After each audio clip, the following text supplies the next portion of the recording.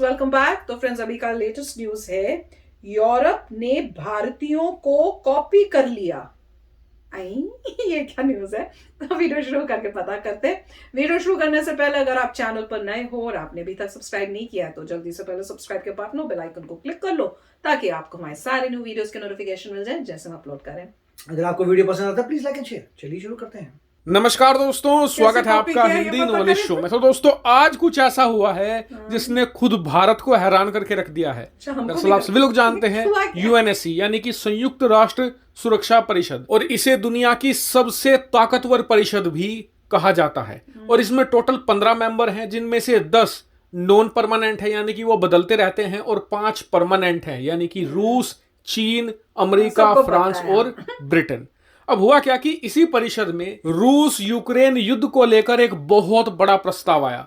और आप जानकर हैरान होंगे कि जब इस प्रस्ताव पर वोटिंग हुई तो इसके पक्ष में 2 वोट थे, एक रूस का और एक चीन का। अब इसके विपक्ष में कितने वोट थे? 0। जी हाँ, रूस और चीन के खिलाफ एक भी वोट नहीं पड़ा। लेकिन 13 देशों ने, जी हाँ, भारत समेत 13 देशों ने एब्सटेन कर दिया यानी कि वोटिंग ही नहीं करी। अब ये चकराने वाली बात इसलिए है क्योंकि अभी तक रूस यूक्रेन युद्ध पर जितने भी प्रस्ताव आए हैं, जितनी भी वोटिंग हुई है, उनमें ऐसा होता था कि 2 देश पक्ष में, 12 देश विपक्ष में, और सिर्फ अकेला भारत एब्सटेन करता था यानी कि भारत न्यूट्रल रहता था। लेकिन इस बार तो 13 देश न्यूट्रल हुए हैं, सिर्फ रूस और चीन को छोड़कर। और उससे भी ज्यादा अचंभे वाली बात यह है कि अमेरिका, जो यूक्रेन का इस समय जमकर समर्थन कर रहा है, उसने इस प्रस्ताव पर रूस का विरोध नहीं किया, वो भी भारत जैसे न्यूट्रल बनकर रह गया। आखिर ऐसा क्यों हुआ, मैं आपको समझाता हूं बहुत डिटेल से। दरअसल जो ये प्रस्ताव था ये रूस द्वारा लाया गया था।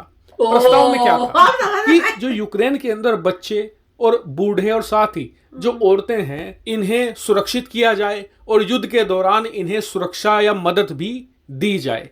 अब आप कहेंगे इस प्रस्ताव में कोई बुराई नहीं है। सभी जानते हैं कि यूक्रेन के अंदर बच्चे मर रहे हैं लगातार, बूढ़े बुजुर्ग और महिलाएं भी अपनी जान गंवा रही है। तो ये प्रस्ताव तो बहुत अच्छा है। तो फिर भारत, अमेरिका, यूरोपियन देश, इन सभी ने इस प्रस्ताव का समर्थन क्यों नहीं किया? तो देखिए, इस पर पश्चिमी देशों ने ये कहा, 12 देशों ने, कि जी ये प्रस्ताव लाया है रूस, जो खुद यूक्रेन के अंदर खून बहा रहा है, यूक्रेन के अंदर लगातार हमले कर रहा है। ऐसे में ये प्रस्ताव और कुछ नहीं बल्कि रूस का एक पीआर स्टंट है।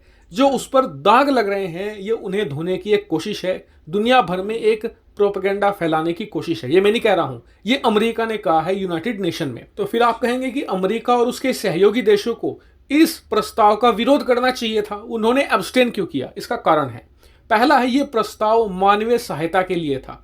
अगर ये इसका विरोध करते तो ये भी दुनिया में बदनाम होते। अगर ये समर्थन करते तो रूस को इसका इंफॉर्मेशन वारफेयर में फायदा मिलता। ऐसे में इन्होंने एब्सटेन कर दिया। फायदा क्या हुआ? एक तो विरोध नहीं हुआ, दूसरा ये प्रस्ताव भी गिर गया। क्यों? क्योंकि इस प्रस्ताव को पास करवाने के लिए कम से कम 10 देशों का समर्थन चाहिए था, और इसीलिए अमेरिका और उसके 11 सहयोगी देशों ने भारत वाला कार्ड खेला, यानी कि सांप भी मर गया और लाठी भी नहीं टूटी। प्रस्ताव गिर भी गया और दुनिया भर में ये बदनाम भी नहीं हुए। हालांकि इस प्रस्ताव पर और इस पूरी वोटिंग पर आपका क्या व्यू पॉइंट है, कमेंट करके बताइएगा। फिलहाल इस वीडियो में इतना ही। Thank you very much for watching video. तो फ्रेंड्स, पॉलिटिक्स बड़ी गंदी चीज है। मैं तो ये सीख रही हूँ सारे न्यूज और वीडियोस देख के।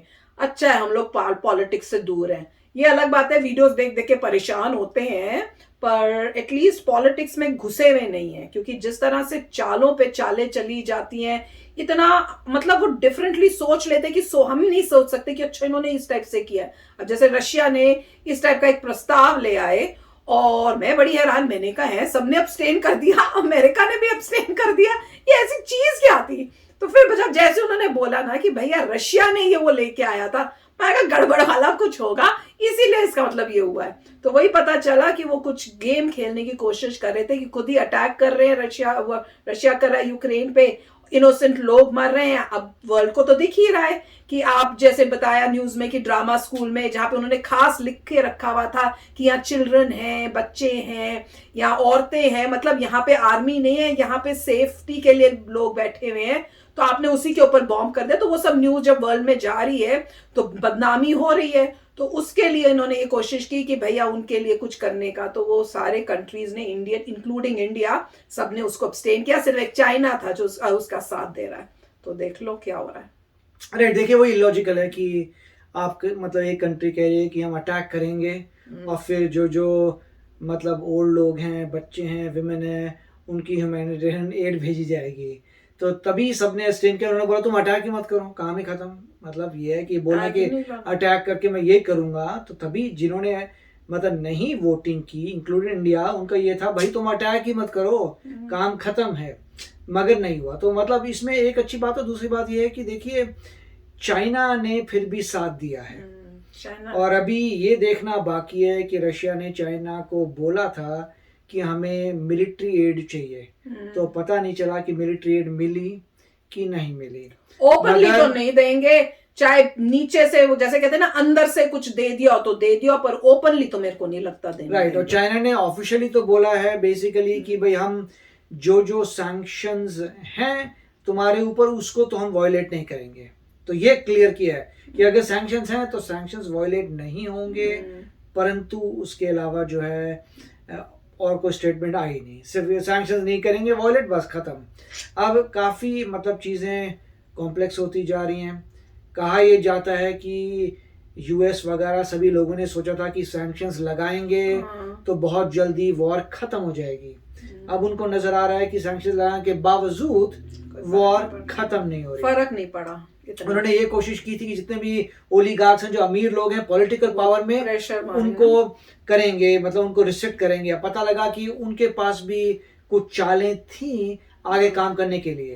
जैसे मान लो किसी इंसान को कोई बड़ी याच खरीदनी है सी पे, क्योंकि ये इतने अमीर लोग हैं, इनका काम यही है, याच खरीद लो, यहाँ पे कोई प्रॉपर्टी खरीद लो, यहाँ पे कुछ आइलैंड खरीद लो, इस टाइप से।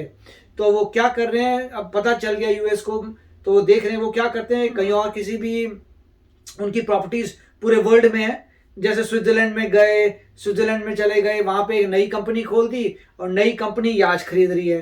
अब किसी को पता ही नहीं नई कंपनी ओन कौन करता है, तो जो याच खरीद रहे हैं तो वो खरीदने जाएंगे, जिसको बोलेंगे याच खरीदनी, हम तो ये कंपनी है और हम खरीदना चाहते हैं, ठीक है आप तो रिस्ट्रिक्टेड लिस्ट में नहीं हो, बेच दो उनको। बाद में पता लगा वो ओलिगार्क ने खुलवाई थी कंपनी। तो अल्टीमेटली वो सब कर पा रहे हैं डिफरेंट तरीके से। तो वहां पे उसके बाद ये भी एक खबर आ रही है, ऐसा कहा जाता है कि अगर यूक्रेन की वॉर और लंबी चली तो पॉसिबल भी है कि रशिया न्यूक्लियर वेपन्स का यूज करे। तो अब ये यहाँ पे अब ये भी हो रहा है कि अगर फ्रस्ट्रेट हो गया रशिया तो हो सकता है वो यूज करेगा और फिर जो है और जबरदस्त डिजास्टर होगा। फिर तो वर्ल्ड वॉर 3 भी होने के फिर बहुत पंगा पड़ जाएगा अगर क्योंकि अब ऐसा आ रहा है कि रशिया धीरे धीरे फ्रस्ट्रेशन लेवल उसका बढ़ता जा रहा है इस वॉर के साथ, स्पेशली कीव में जहां पे अब उनकी फोर्सेस थोड़ी बैकआउट हो रही हैं और यूक्रेनियंस आगे आ रहे हैं। तो देखेंगे क्या होता है, परंतु मुझे लगता नहीं है कि यूक्रेन इसमें जीत पाएगा, क्योंकि रशिया बहुत ही पावरफुल फोर्स है। सिर्फ ये देखना है कितना समय लगेगा या आगे। आई होप कि ज्यादा प्रॉब्लम्स ना है। आप बताइए इंडिया में पेट्रोल की प्राइसेस क्या है? यहाँ तो हमारी पेट्रोल की प्राइसेस डबल हो चुकी हैं। हमारी तो हो गई हैं, आप बताओ आपकी हो गई हैं? मेरे ख्याल से इंडिया ने तो 25% मतलब कम में दी है, तो हो सकता है अभी कुछ ना हुआ या इतनी ना बढ़ी हो, कंट्रोल में हो, पर यहाँ तो काफी बढ़ गई हैं। तो प्रॉब्लम्स तो यहाँ डबल के तो हो ही गई हैं। पर मैं तो ये सोच रही हूँ कि पुतिन जो है, मेरे को पहले से ही लग रहा था, जब अटैक करा है ना उस दिन ही मुझे लग गया था कि इरादा यही है कि जो भी होना है हो जाए, मैंने ये लेना ही है। वो मुझे लग रहा है उसी इरादे से जंप किए हैं इस वॉर के अंदर कि कुछ भी हो जाए, मुझे न्यूक्लियर करना पड़े, कुछ करना पड़े, मैं कर दूंगा। तो वो मेरी तो अंडरस्टैंडिंग यही थी डे 1 से, चाहे मैंने वो शेयर किया हो ना किया हो मुझे नहीं पता, पर मुझे तो यही लगता है और कर देंगे अगर जरूरत पड़ी, बिकॉज ही इज डेस्परेट। मुझे लग रहा है he is really desperate to do it. अब ये नहीं समझ में आता इतनी डेस्परेशन है क्यों, कि क्या इंटरनली कंट्री के अंदर कोई प्रॉब्लम्स है जो हमें नहीं पता, या उनको वाकई लगा कि इतना थ्रेट है कि अगर मैंने इसके लिए मुझे न्यूक्लियर बॉम्ब भी गिराने पड़े या कुछ करना पड़े, मुझे करना पड़ेगा। जो मुझे बड़ा अजीब लग रहा है कि इतना आपको थ्रेट फील हुआ कि आप इतने एक्सट्रीम तक चले गए हो। क्योंकि अगर हम देखें तो हमारे केस में इंडिया में वो श्रीलंका के पास चाइना आ गया है, तो पर हम लोग तो इतना नहीं हो रहे कि हम भैया अटैक कर दें कि आप जाओ यहां से, चाइना कैसे आ रहा है या कुछ उस टाइप से। पर ये यहाँ पे बहुत डेस्परेशन हो रही है, पर क्या हो रहा है, क्यों हो रहा है, ये समझ नहीं आया। अब टाइम ही बताएगा। तो चलो फ्रेंड्स, चलते हैं, मिलेंगे नेक्स्ट वीडियो में बहुत ही जल्द। Till then take care and bye bye. तो अगर आप मेरे इस चैनल पे नए हो तो जल्दी से सब्सक्राइब के बटन को हिट करो और बेल आइकन को क्लिक करो ताकि आपको मेरा जब नया वीडियो मैं लगाऊं आपको उसके बारे में जल्दी से पता चल जाए।